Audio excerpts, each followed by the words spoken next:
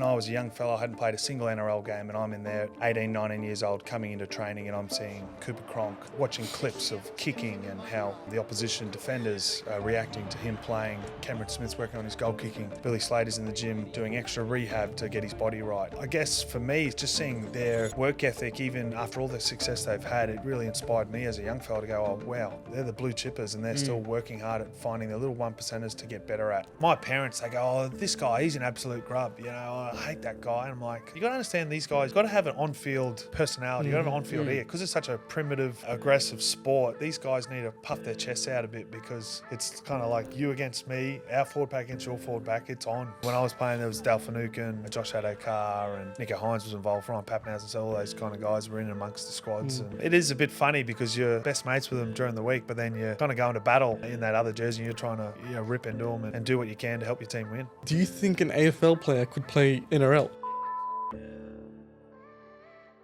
Welcome back to the Out of Interest podcast. Those that are tuning in, welcome back. Those that are new, a lot of you probably be new because this is the first time we're actually having this sport genre, I guess, on the podcast. So a lot of you probably will be new on this one. But give us a like, give us a subscribe, give us a comment. If you're listening on the podcast platforms, give us a review. It does mean the world to us. I'm your host, Ali. I'm joined by Maza, like always. And our next guest, today's guest, rather, like I mentioned, we've never had this sport genre on our podcast. I'm going to be honest. I don't follow NRL. So I did a lot of Googling, a lot of searching, a lot of researching, watching your podcasts and whatnot. I'm like, I need to know, like, I gotta act like I know what I'm talking about, right? So our guest for today is 2023 captain for the Melbourne Storms. No longer the captain. That's what Google said. I could be wrong, right? But multiple NRL premiership player. Done a lot for the state of origin for Queensland. Christian Welch, welcome to the Out of Interest podcast. Yeah, thanks for having us on. I'm going to ask, because Wade, you sent it saying he's the Melbourne Storm's captain. You're not. It's almost like every year they're changing the captain. What's going on with that? Like, this year's captain was someone completely different. Last year was you. The year before that was someone else. I've never seen it because I follow AFL, and you'd never see a team change their captain every year. Yeah. Well, what's the go there? So I was co-captain with Jesse Bromwich in 2022, and then it was a pretty short season for me because I tore my Achilles tendon in the round one of that season, so I missed the whole year. And then 2023, I was captain, and the head coach Belzer, I suppose decided he needed to make a change for the team, and wasn't. We came third, but we got bundled out in the prelims, so week before the grand final, and. We've got some great leaders at our club, and Harry Grant has taken the captaincy on, and he's doing a fantastic job. So, for me, it was a real privilege to be captain for those 2 years, but very grateful, to still be a part of the club and playing, and a part of such a great organisation. So, obviously. Would have liked to probably been captain a little bit longer, but it's not the end of the world. I'm still doing the same things that I always do at the Storm, and helping, I suppose, bring through the younger guys, and I suppose being a bit of an older hand now for the boys. Older hand? You're 30 years old. 30 years old. That's pretty old rugby league. That's not old, man. In NRL terms, yeah. Is it? What age do people usually retire in the NFL? NRL. I'm saying NFL. Yeah, well. As we were talking a bit before on it, the average career is only about 3 or 4 years, 30, 40 games. So I debuted when I was 20 years old and just turned 30. So I've been lucky to be in the game for 10 years in the NRL, and loved it. But I think if you get to your early 30s, you've had a really good run. So it's been a good run for myself. Obviously, I've had some injuries and setbacks, but otherwise it's been a real privilege. Christian, we're here in Melbourne. Obviously, this is an AFL nation. In Melbourne, you're the only NRL team, in this state.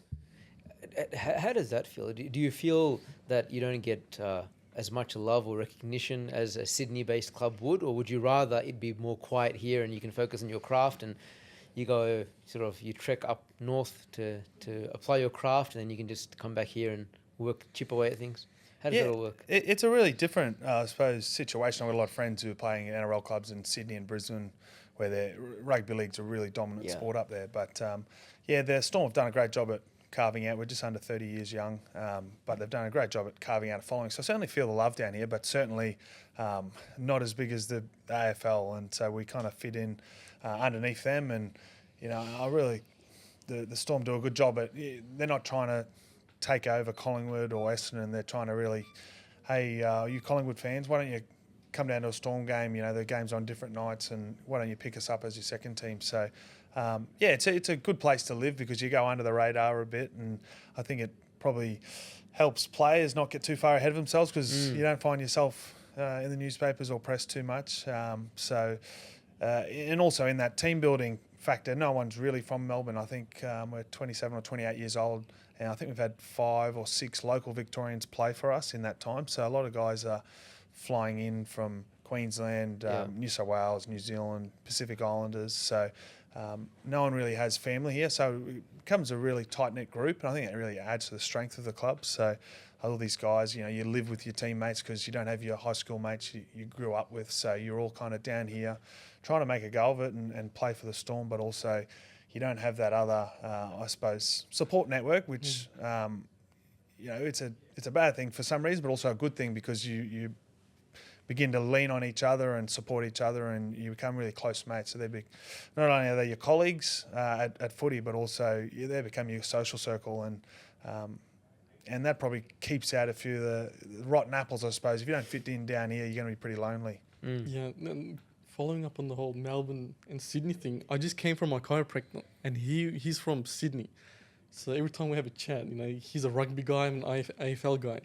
And he actually wanted me to ask you the question of, because he lives in Melbourne now, and he's seen that rugby is not massive here. And he wanted to understand from a rugby player, like, what are the main differences between playing in Sydney or going there and playing, and the difference between Melbourne? The crowd, the atmosphere. Can you explain the differences? Yeah, just like your everyday life, you can kind of go under the radar a bit. You can go out for a bite to eat, go have a drink, and not that I find that crowds in Melbourne are that overly, I suppose, I think they're quite respectful of athletes, even AFL players who are my mates and the big dogs. I think everyone's pretty chilled down here, but certainly in Sydney, all the eyes are on you, I suppose, and the criticism's really amplified, particularly in the Sydney NRL media. It's very intense, and I find it very negative, probably relative to AFL media. I don't know how Gil McLachlan or how the AFL control their journos, but they seem to be a bit more positive and upbeat about our game, whereas I feel like obviously the ratings, and it's probably where the media is going, sadly, is that, negativity seems to really sell and the clicks. So, I suppose that's one of the factors. If you're in Sydney there, and Brisbane, you're the big ticket in town, but also you're under a lot of pressure, and you're always in the eyes, I suppose, of people who are pretty quick to be critical of you. But I guess like having the state of origin over here as well helps in that regard to build that awareness, that footprint over here. It wasn't the case for many, many years, but now they've almost yearly now for the last few years. We've had, a state of origin game at the G, and it gets sold out and all that kind of stuff. So I guess it does help to build that. It just happened, state of origin, though. Very recently. The Blues won or something? Yeah. Yeah, we're not talking about that. We're not talking about that. But you're right, and that's the best thing about Melbourne is they get behind great events, great sport.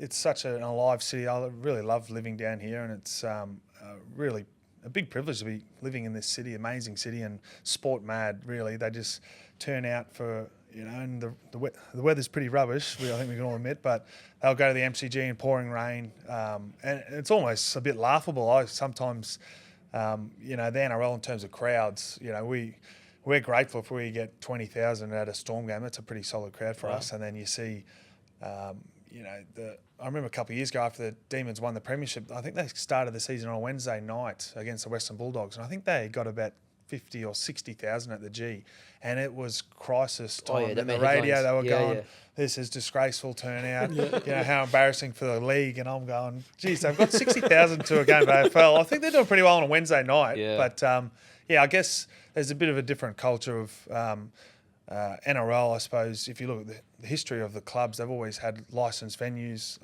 leagues clubs that have always, I suppose, funded rugby league clubs, whereas I think AFL has a real strong membership culture where they haven't had the licensed venue. So they've always, to support your AFL club, buy membership, go along to a game, and I suppose that's how to keep those clubs solvent, I suppose.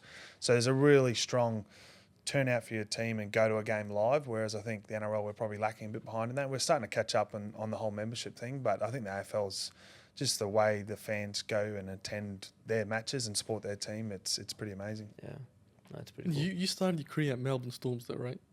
Yep. You haven't played for a Sydney team, if I'm not mistaken. No. Yeah. Like, why would you jump straight away to Melbourne? Didn't anyone want you in Sydney? What's going on there? So I grew up in Brisbane, all throughout Queensland, but I was trying to make it in rugby union actually, and I was actually at the Queensland schoolboy rugby union trials, trying to make it, and that didn't make it. But as I was walking to the car with my dad, as a 17-year-old, there was a Brisbane Broncos scout who come and approached me as I was walking out of the car park, and he said, "Oh, have you ever thought about giving rugby league a go? I think you could maybe have a shot." So went to a couple of trainings at the Brisbane for like a bit of academy teenage kids, and it wasn't a contract or anything, but and then the head of recruitment at the Broncos actually moved across to the Melbourne Storm, Paul Bunn. So I went down. I finished grade 12. I wasn't really making any rep teams, and didn't have any contract offers, I suppose. So I went down to my local rugby league club, which was East Tigers in Brisbane, and that recruitment manager who moved from the Broncos to the Storm, he already, I suppose, knew me and said, "Oh, why don't you come down to Melbourne?" And on a 2-year offer. We had a under 20s program then. They've got rid of it now, but our sport's different to the AFL that we don't have a draft, so you've got freedom to choose where you sign and what club you go to, so you don't have to nominate to be selected. So it's a great, I suppose, workers' right for a footballer that you can nominate or choose wherever you want to go, provided obviously you get offered. The Storm were pretty keen to get me down, and it was the year of 2012, and they'd actually just won the NRL Premiership, and me being a Queenslander, they had Billy Slater, Cameron Smith, Cooper Cronk, so I'm thinking, like, this is heaven.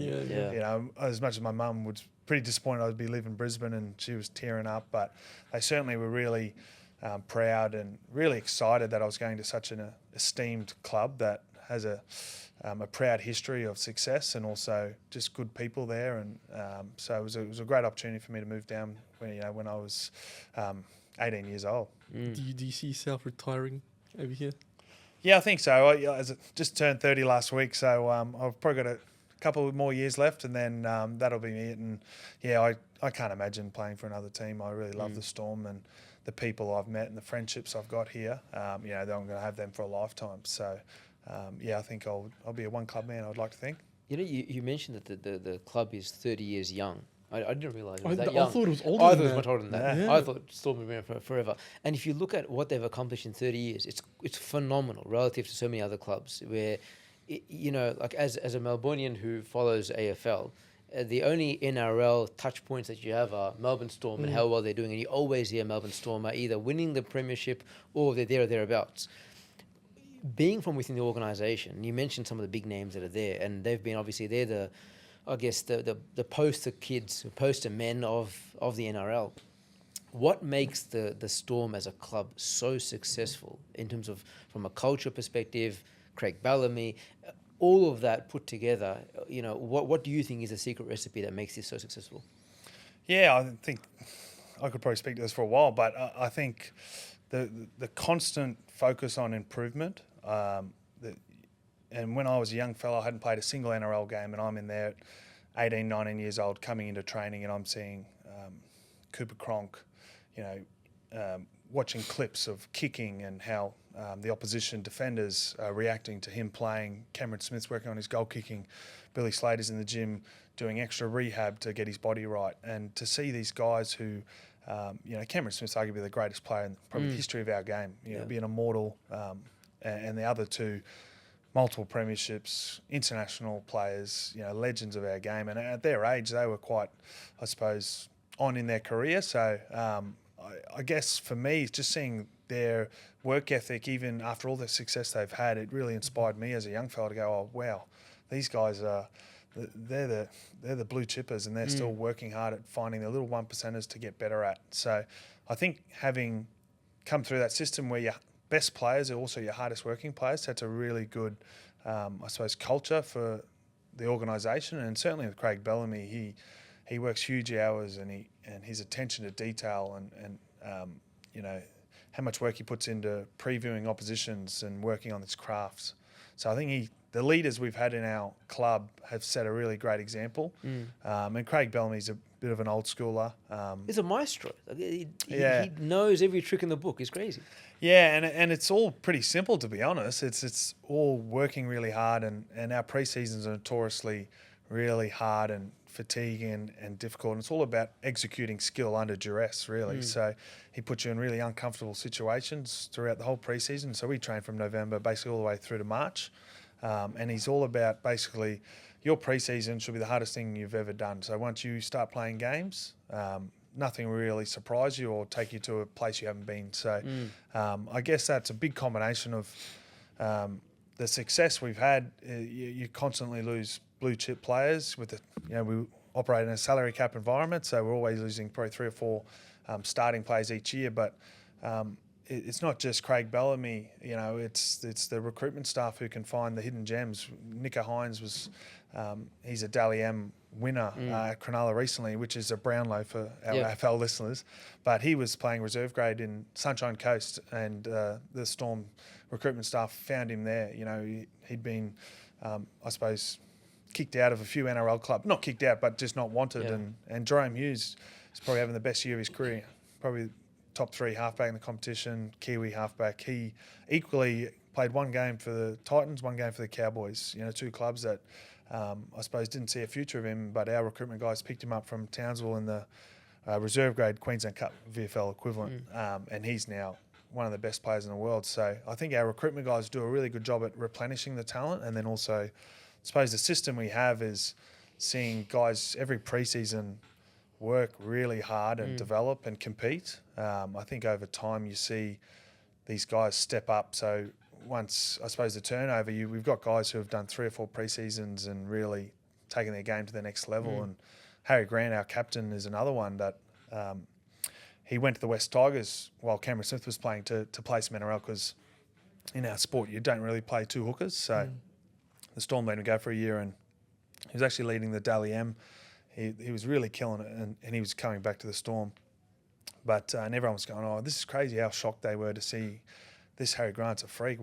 No one's seen him before because he was stuck in Queensland Cup behind Cameron Smith. But, I'd seen it. He'd 4 or 5 years, 4 or 5 pre-seasons competing, working hard at his craft underneath Cameron Smith.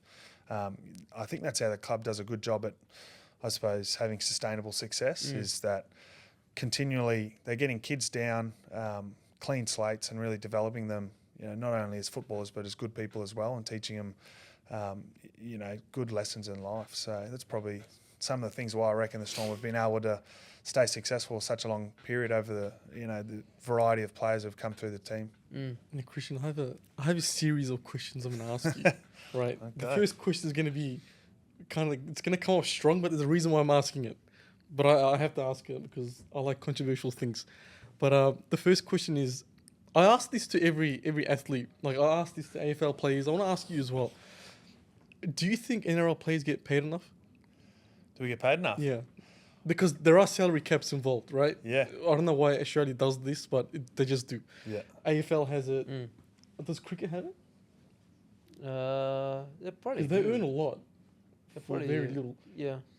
Okay, do you think that NRL players get paid enough for what you guys do? Because it's a tough sport. It's a tough sport compared to other sports out there that do very little and get paid tons. I feel like NRL, AFL, a lot of the taxing on the body. There's a lot of work that you guys do. Do you think? You get paid Look, I enough? think so.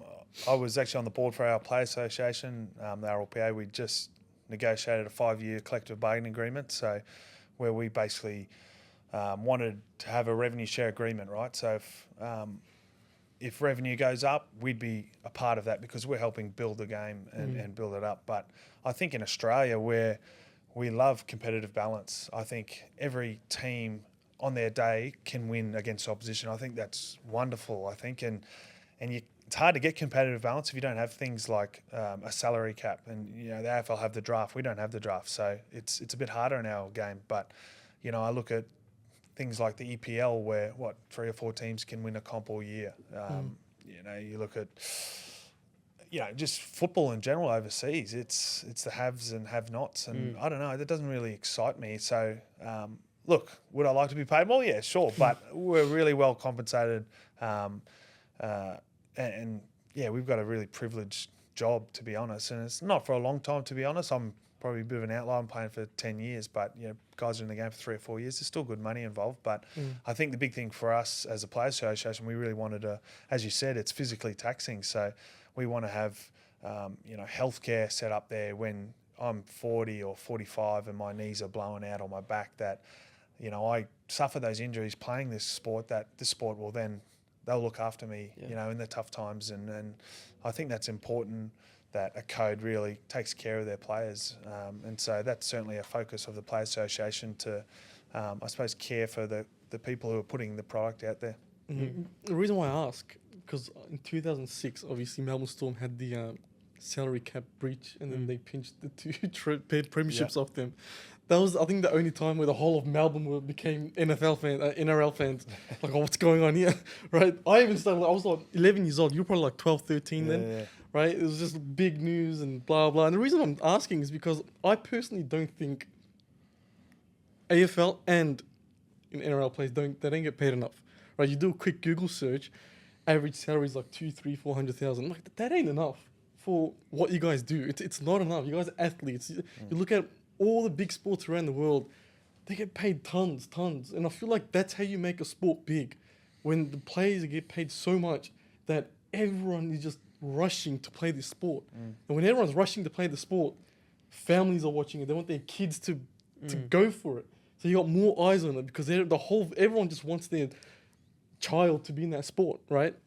So I'm making a judgment that you guys don't get paid enough, right? I'll be the politically incorrect one. I appreciate it. But also, I think in Australia's, our professional leagues, we have responsibility to fund the grassroots. Exactly, yeah. And that doesn't happen in the NBA, the NFL. Like, the NFL players, they're not paying for, people to go out and teach rugby league at high schools and provide refs, and materials. So that all comes from the NRL and the revenues that the code generates, and obviously the games are the main revenue makers. So, it's different to the other leagues, whereas the EPL and like in terms of salary to revenue, they're huge numbers over there, particularly in football, English football and that. They're spending 70-80% of their revenues on salaries, where it's much lower in rugby league and AFL. Because I think, look...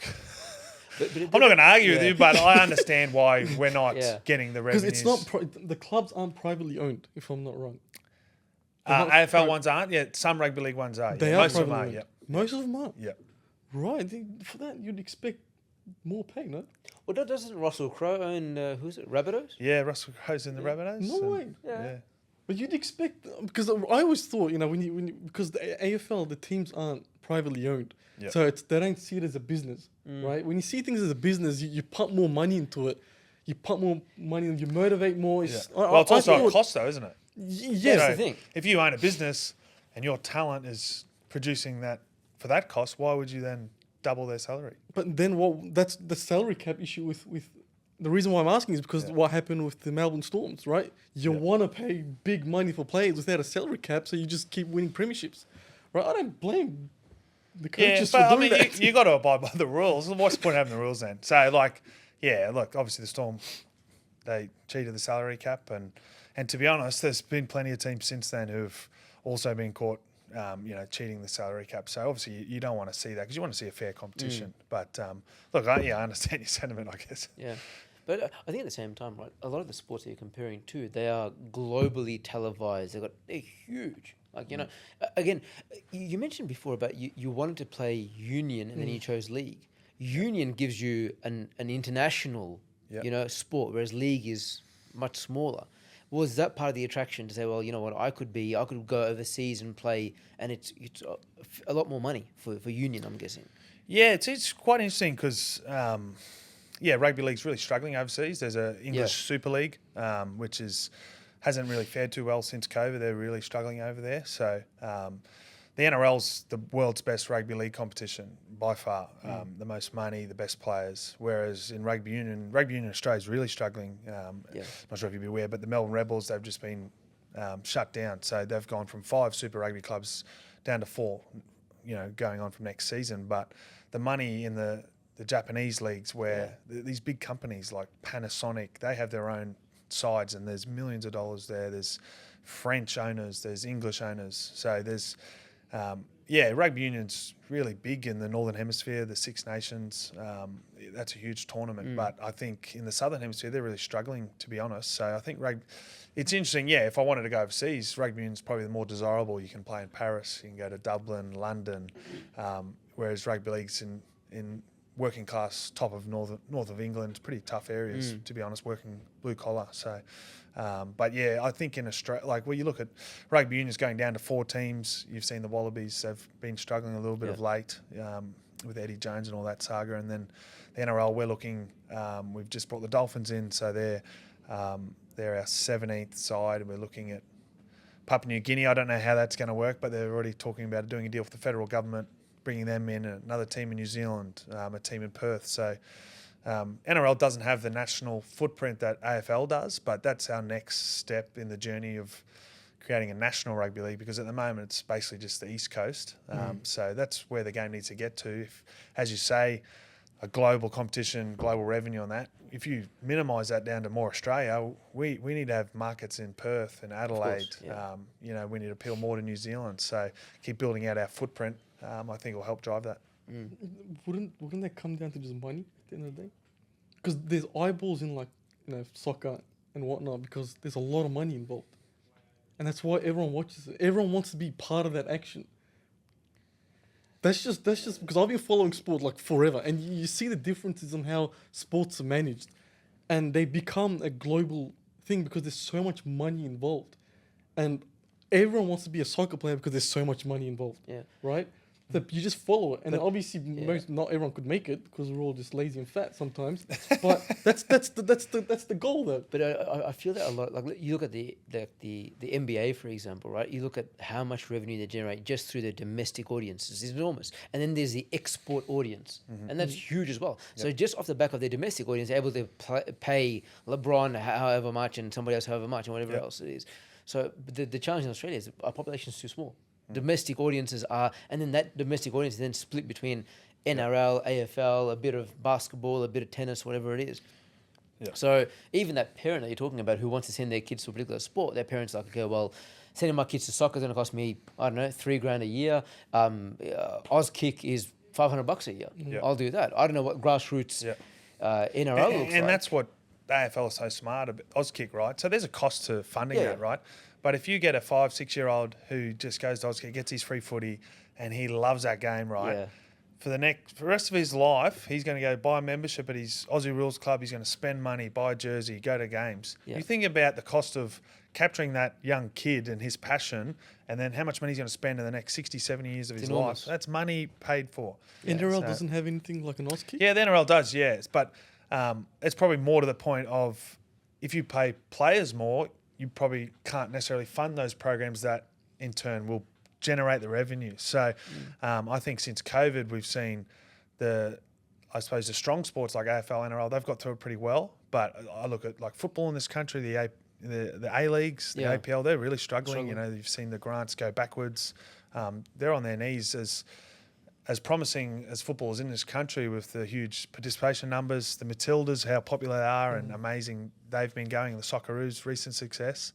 And then you look at rugby union, they're really struggling as well. So I think we've seen the strong get stronger, but then, as you say, there's a finite amount of people in Australia. There's only X amount of corporate dollars out there to sponsor and be a part of these sports. And I think also another one's the Olympic sports. It's quite topical with the Olympics starting, but people are really struggling out there to, I suppose, fund. How do we fund all these athletes who aren't necessarily generating revenue, but they're representing our country, as we're about to see start in Paris? I was reading an article. I think it was late last year, And because everyone's always saying, what's the biggest sport in the country? AFL, NRL, AFL, NRL. That keeps happening. If you live in Sydney, you're going to say NRL. If you live in Melbourne, you're going to say AFL. And they rank the top 10 clubs that generate the most revenue between AFL and NRL. And there was, I can't remember the names of the clubs, but 2 in Sydney, NRL clubs, that are actually generating more revenue than the biggest revenue generating AFL. And I was shocked to see that. I was like, I did not expect that. And I can't remember the name of the NRL club. Who would they be? Would you know?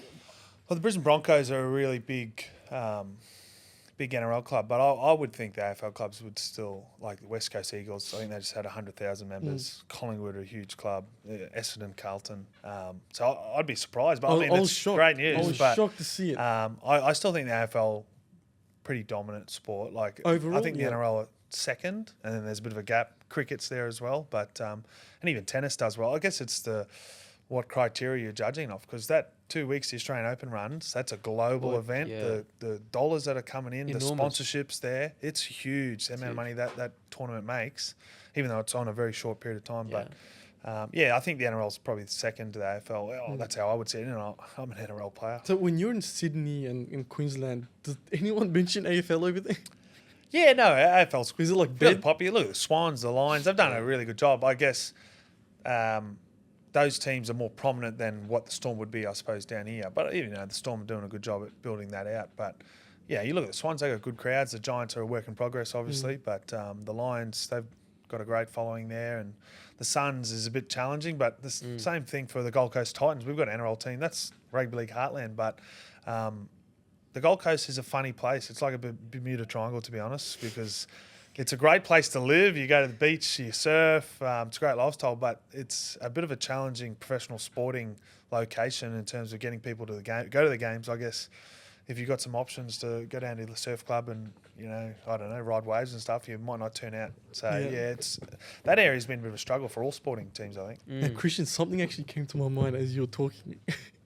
And I remember back, I don't remember, like 10 years ago maybe, when the AFL wanted to, I guess, flex to the NRL. They got Carmichael Hunt and the Israel fellow. Oh, yeah. And they paid him like bank. I think it was like $1 million or something. Huge It's money. massive money. Yeah. And that like flopped really hard. Right? So my question is, do you think an AFL player could play NRL?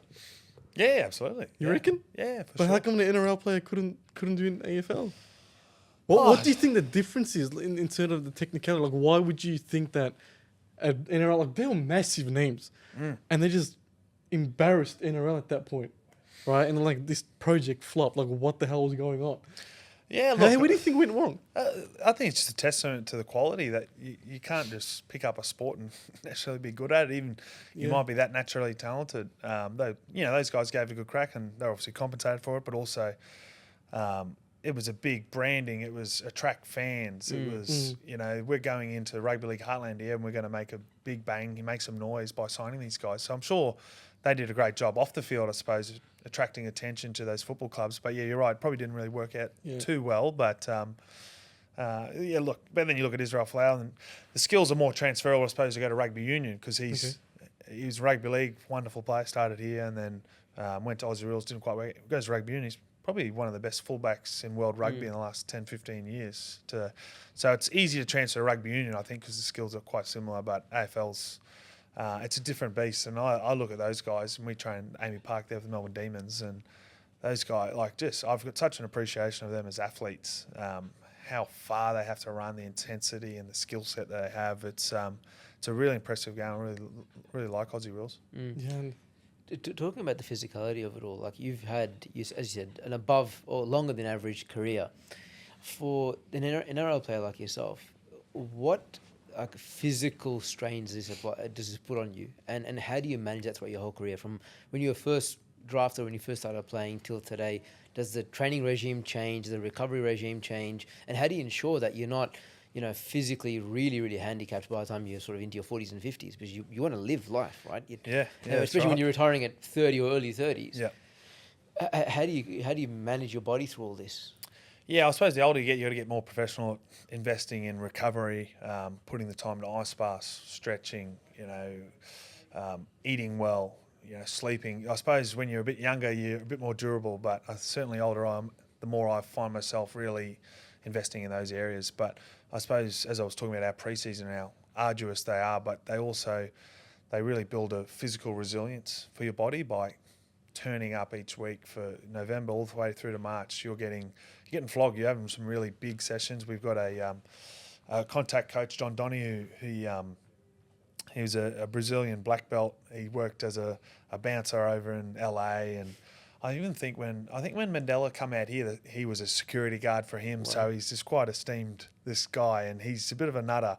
But the contact sessions we do with him are just another level. It's really bash it up and really physical, and there's some huge bodies. The emergence of these Pacific Island players, coming from Samoa, Tonga, New Zealand, 125, 130 kilos, massive boys, powerful units. So I suppose you just get used to the collisions, and people go, oh, you're a bit crazy, playing rugby league, the contacts. In our sport, we're like facing each other, right? Yeah. So I'm running, I'm trying to score that end. You're running this way, you're trying to score that end, right? So most of the time, I can see if someone's coming out to try and flog me, I can kind of brace, get ready. Whereas I look at like Aussie rules, like a guy, the ball's going backwards and he's running blind and he has no idea someone's going to come up and spike the ball, throw their knee into the back of his neck. And I'm a big cricket fan as well. You imagine, ducking a bouncer at 150 kilometres, this hard rock, and he's going straight at your head.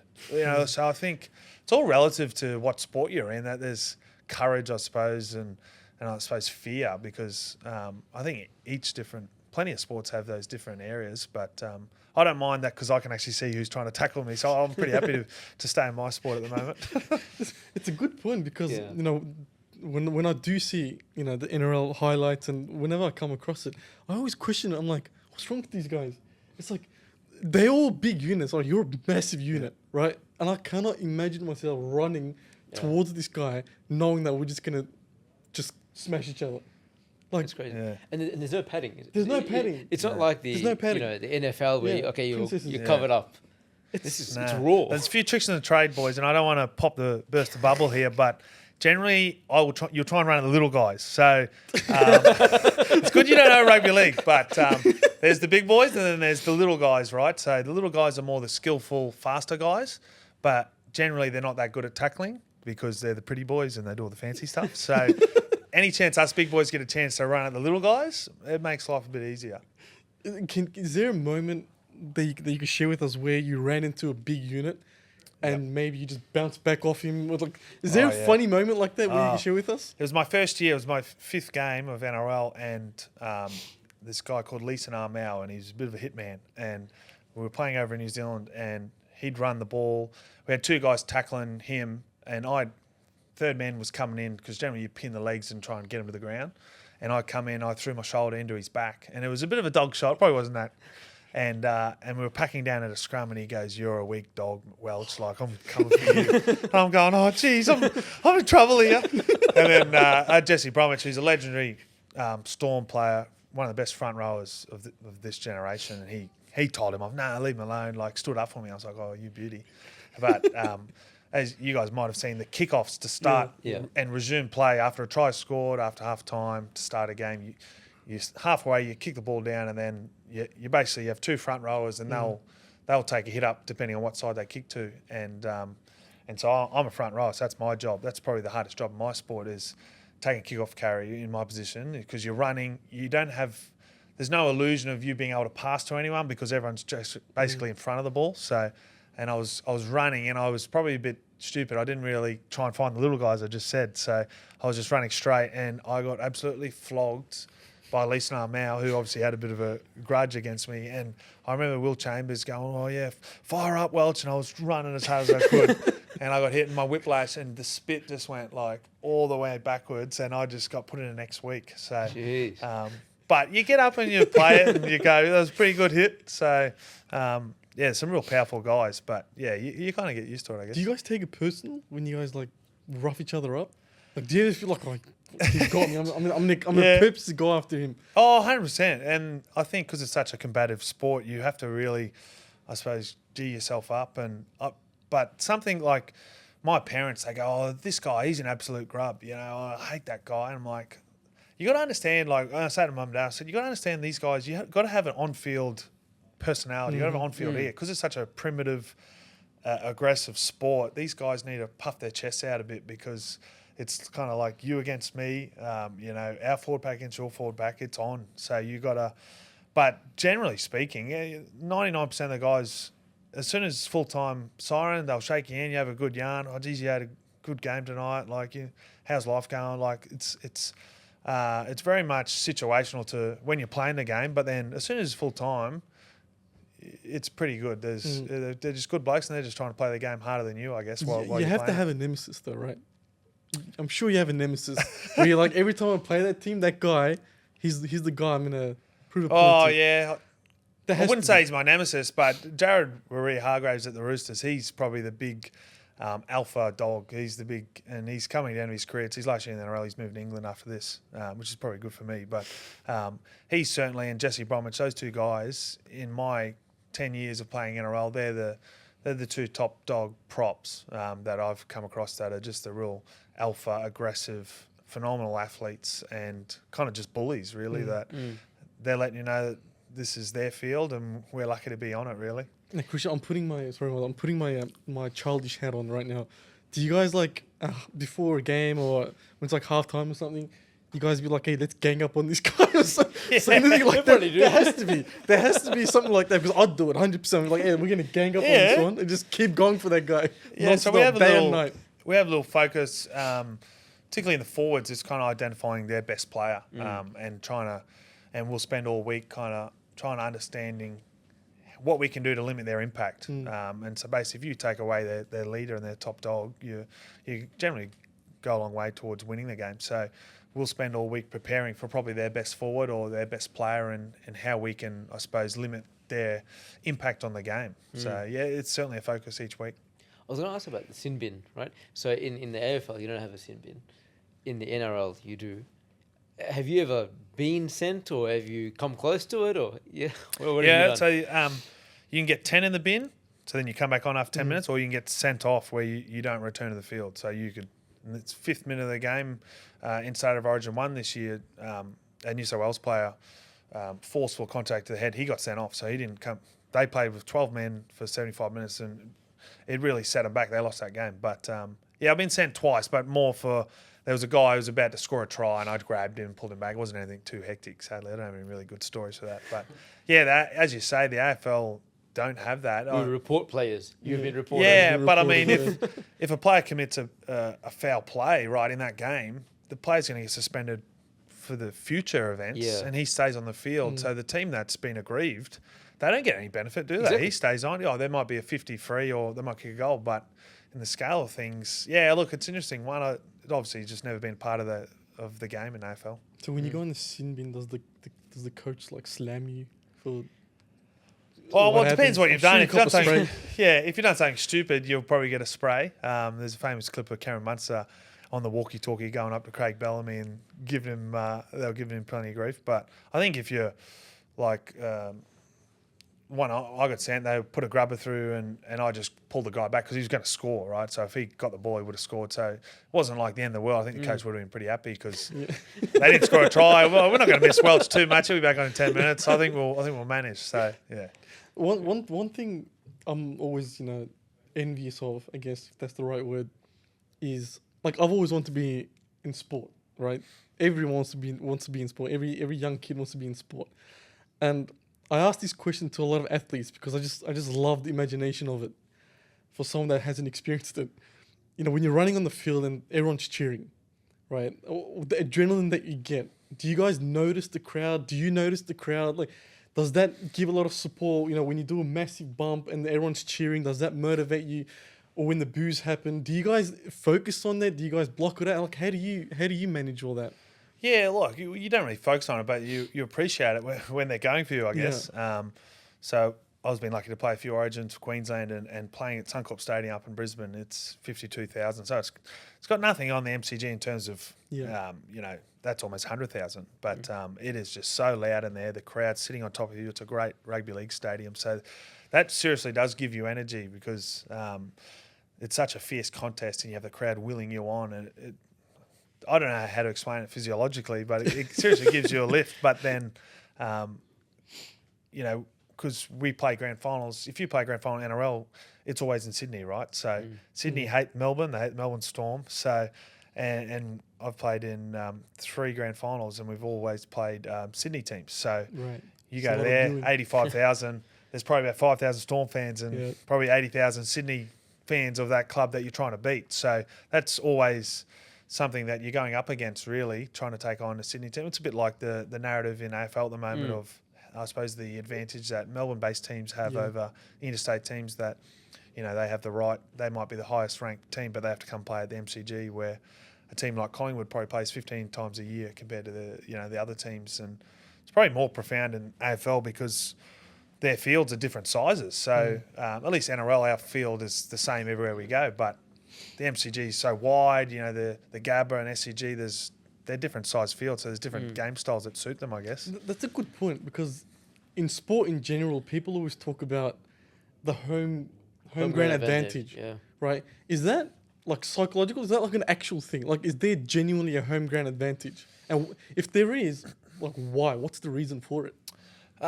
It's probably just the influence on the ref. The crowd can maybe, and because our sport, it's not black and white. There's a lot of interpretive, and it's harder than refs. They've got an incredibly tough job. We used to have 2 on the field. They've reduced it to 1. They've brought rule changes quite constantly over the last few years. 6 again is quite polarising. So it's basically you're giving a penalty away, but the play continues. So people struggle to, I suppose, understand what that penalty was for, whereas the ref used to have blow a full-arm penalty. The game would stop. The attacking team would decide what they're going to do. So there's a bit more accountability on some of those decisions. So, I certainly find when you're an away team, you're really under pressure, and those 50-50 calls that I feel like they can influence the ref a little bit. But, the best team generally wins on the day. But, I'm sure you do get a little bit of a benefit. In terms of refs, was there ever a moment or a call that a ref made and you just want to, like, bash the shit out of him? Was there a situation like that? Nah, not really. Refs get so much grief, and they're never right. That's the thing. They're never ever right.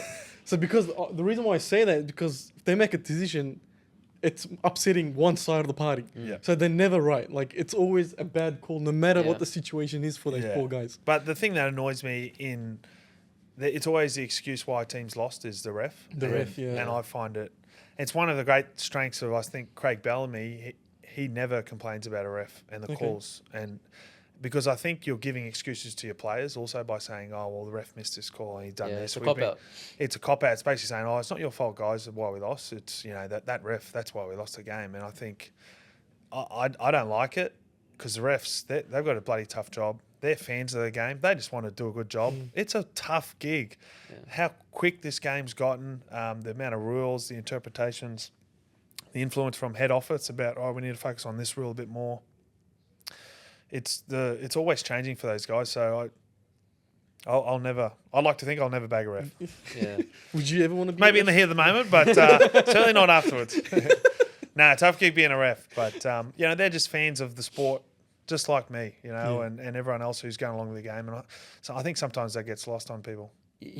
Something that we definitely miss in the AFL is the notion of a state of origin, right? I wish we had that. Yeah. I think we tried it for a little bit, didn't really work out too well, whatever it is.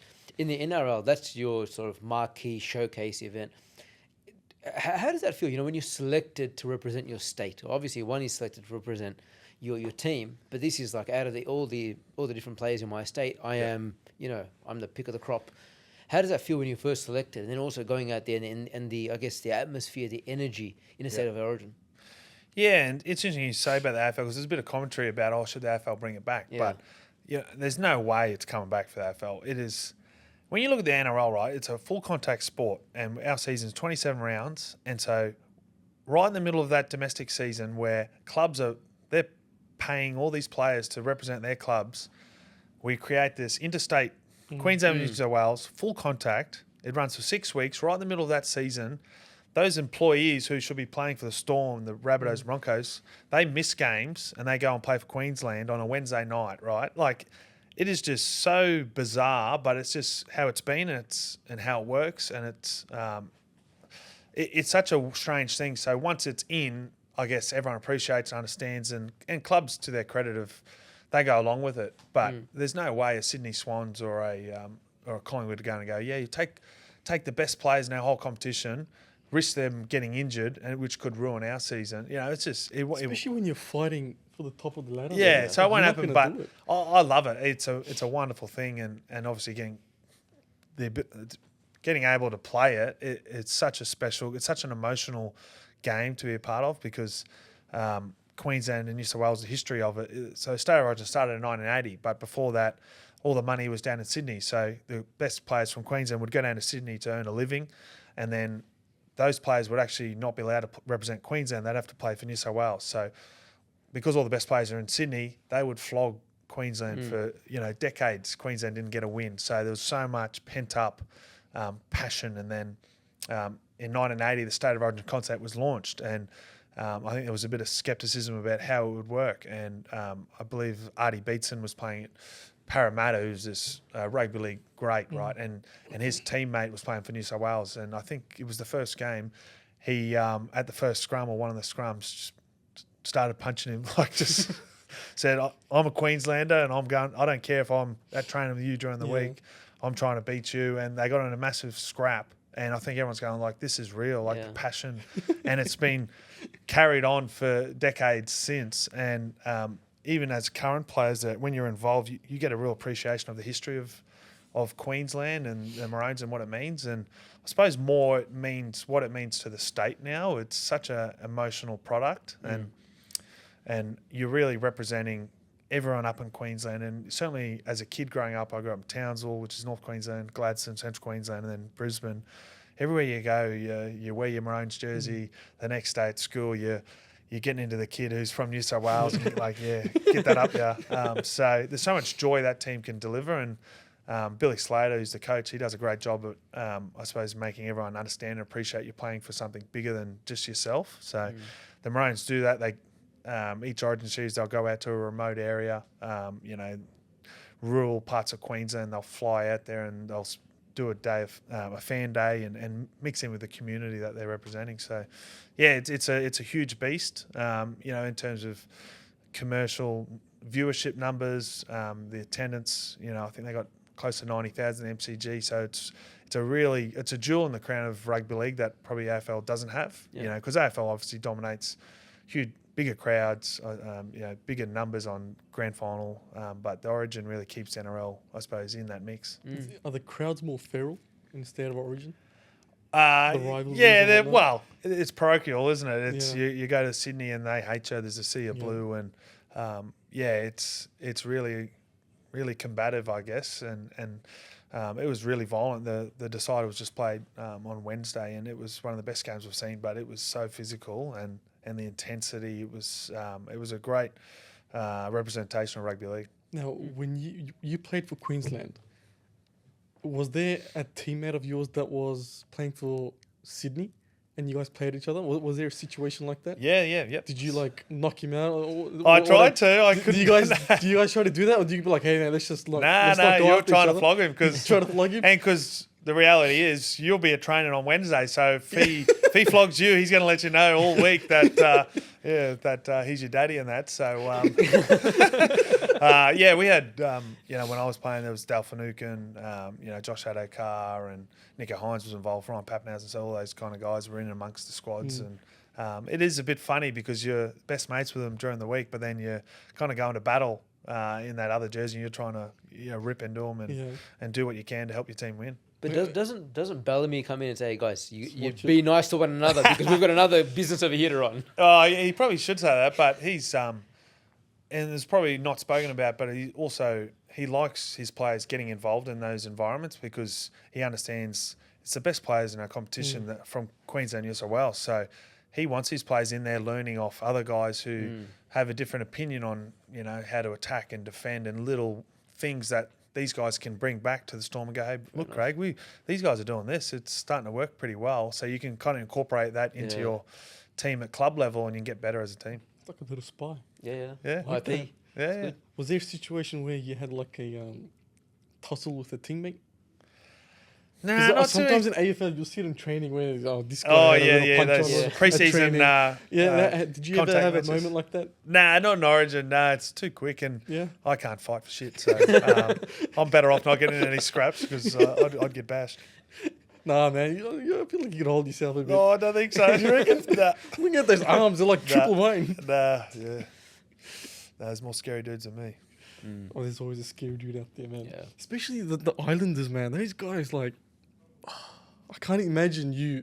Or, Yeah. I can't imagine myself just running to. Because in high school, I had an Islander friend. They're always into rugby, right? And he was probably like triple the size of anyone else in our class. Yeah. And those guys, they're like a rock. Like, no matter how you push them, how you bump them, they just They're don't strong. move. They don't move. So, is there like do you watch out for the Islanders? Yeah. They're usually the big boys. I know you said the little guys, the big guys, but they're usually the big guys, no? Yeah, no, the Islanders generally the big boys. big boys. Face tattoos are another one to go. Terrifying. You know what? I might not run into this guy. He's probably a bad dude as well. So yeah, that's probably the two big ones that I'm just I'll try and Maybe you should avoid. consider getting a face tattoo. You know? Yeah. Just I intimidate think it'd the. suit me. He's at the tail end of his career, doesn't he? Anymore? Yeah, because then I got to I don't know how I'd go in corporate life, but yeah, maybe. You know, I don't think I'll work in the corporate life. No. So what's the future for you? How does that look like? Yeah, look, I'm not too sure. Keep going. Still got a couple of years left Yeah. footy, but and a big thing I'd recommend to any young player getting in or aspiring to become a professional athlete is you don't need to put all your eggs in one basket. You, honestly, I find myself I play better footy if I've got a bit of a busy life outside and this out of interest is representing financial services. So you guys, the people listening to this should appreciate it. It's, do you put all your money in one share and, you ride that high and if that share tanks, all your money's gone, Yeah. whereas if you diversify your risks, right, if you have interests outside of football, that wave, you're getting rid of that risk of the ups and downs. And that's what professional sport is, the ups and downs. So I find if I've got something where I'm, and rugby league, you're very hard on yourselves because it's a job that so much feedback is given to you, whether you're at training, reviewing how you played, how you trained, social media. Everyone's pretty keen to tell you how you're going, and generally it's pretty bad most times. So having an outlet where you can dive into something. So I've knocked out a commerce degree. I'm about to finish my MBA, which has been good, and started working at Car Sales, which is a sponsor of the Storm. So I've been doing 1 day a week there, seeing how that business works. So I've always, because I haven't been a big rep player and been on big money, or certainly as a kid there was nothing guaranteed becoming a professional. I've always planned for life after football, and it's probably helped me, to be honest. But it would be a big thing for young kids out there is you can do both. Honestly, you can try your hardest to make it and be as professional as you can, and you can still do something that you're passionate about, and it'll really help you. That's very Strong well message. said. Yeah. Very strong message. I was actually going to ask you, what advice do you have for? Oh yeah, Yeah, well, you just answered it there. And Diversify. Diversify, man. and work hard. Like it depends how hard you want it. There's so many Yeah. kids out there, and it's you got to make sacrifices. There's and certainly me coming through. It's not always the talented kids. Yeah, plenty of them make it, but the majority of them, if they're not prepared to put the work in, be disciplined with your training, your diet, your sleep, going out, have a good social life, but don't overdo it. I think it all comes back to balance and commitment, I think. That's every athlete's message. Yeah. They're all saying Yeah, the it's a same bit thing. generic, isn't it? It's not, but it's No, true though. it's true. It's true. It's the hard work. It's Yeah. the discipline. Yeah. It's the not so glamorous stuff that Yeah. makes a big difference, right? A Yeah, lot of behind people the balls. focus on all the glamorous stuff and like, Yeah. if I do this or do that, but it's doing the basics Yeah. and being comfortable doing it repetitively again and again and again Yeah. for decades. That's the key. I think it's being consistent Yeah. at the little things. It's not necessarily the big plays and that, but it's diet, sleep. It's quite boring, Yeah. but it's not easy to do to build that routine and be committed to it so often. Anything else, Moza? Oh, great chat. Christian, any last messages? I feel like you said a great couple of things here, Yeah. but we'll leave it there. if you don't Cool. mind. And Hey, Christian, thanks, thank you so Simon. much for coming on. We Yeah, wish you thank the best. I'm actually going to start watching the Storms play. Hey, we'll have to get some tickets. Get your boys down to a Yeah. game. No, I am Let's go. gonna- Looking forward to it. Because Yeah, every come on down. time, look, I'll give you an example. So we had like Tyson Fury on, we had Alex Pereira and Alex Volkanovski. And every time I have a guest from a sport, I follow the sport. All right, Right. we're on. Just because of, I've met them, they spoke about the sport. I'm like, you know what? Interesting. It's interesting. How do you looking purple? I don't mind purple. Okay, Yeah. we're on. I don't mind Justin Bieber. His favorite color is purple. I don't mind it. Yeah, Okay. I don't mind it. But, I mean, we have no one else to support. It's the only Melbourne team, right? Yeah. Yeah. And you're our And first. they do well. Yeah, do well. So, Yeah. no Do shame well. in You're that. our first Yep. NRL guest. So, for the That's sake of that, Go me and Storm. Moza will be go Storm from Go now Storm. on. Yeah. But we wish you the best. Christian, it's been an absolute pleasure. I've learnt a lot in the sense that I knew nothing about NRL. Now I know something about NRL. Beautiful. Do appreciate that. I hope our listeners have learned something as well. And if you guys enjoyed it, give us a like, give us a subscribe, give us a review. It means the world to us. And thank you. Until the Yeah. next one. Thanks, guys.